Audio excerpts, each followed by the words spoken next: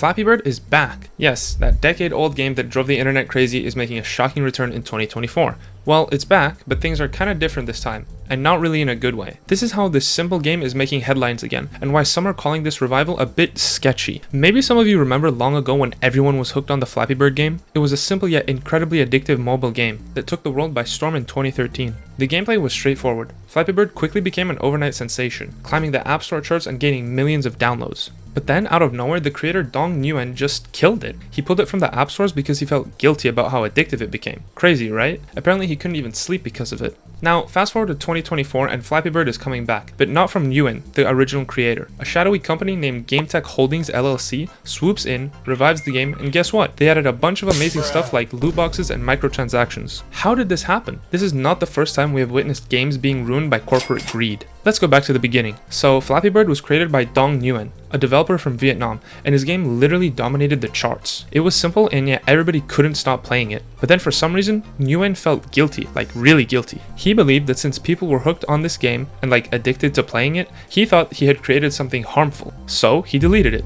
gone, just like that. Hey yo, what the fuck? I'm gonna be completely honest, I don't think this was a good decision on his part. Like, who cares if some people can't stop playing your game? That's their problem, not yours. You aren't forcing them to play the game. Also, on the money side of things, the developer said that at its peak, Flappy Bird was making around $50,000 a day in revenue, which is just insane. Like, he really decided that since some people got addicted to Flappy Bird, he had to literally delete a game that was making him $50K a day. I would have never done that, me personally. Anyway, so after the game got deleted, people freaked out. Phones with Flappy Bird installed were selling for thousands of dollars online. Everybody wanted a piece of this weird phenomenon. Now, here's where it gets interesting and kind of depressing. A shadowy company called GameTech Holdings LLC is bringing Flappy Bird back.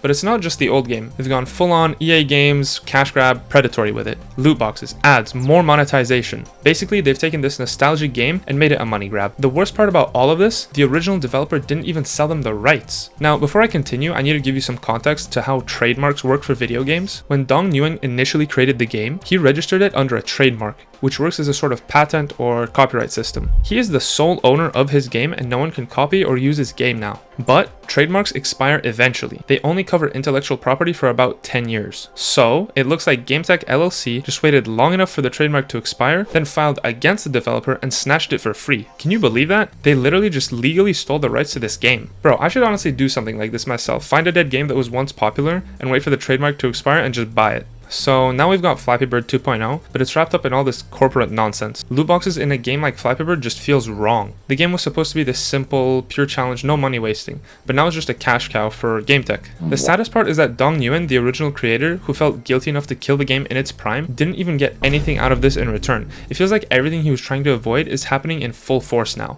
And of course, people online are not happy about it. Fans who loved the original game are feeling kind of betrayed. They wanted the Flappy Bird experience, not some microtransaction-filled nightmare. And honestly, it's kind of wild to see how something as simple as Flappy Bird has turned into this big controversial thing. I mean, it was just a simple little game, and now it's this whole legal mess. And it turned into like a loot box machine. So yeah, Flappy Bird is back, but it's not the game we remember. It's kind of sad how this whole thing has played out, from a developer who pulled his game because he cared about its impact, to a company just using it for pure profit. I honestly might download it, just to try and relive my childhood nostalgia one last time. Anyway, let me know what you think, drop a comment below, smash that like button, and subscribe for more.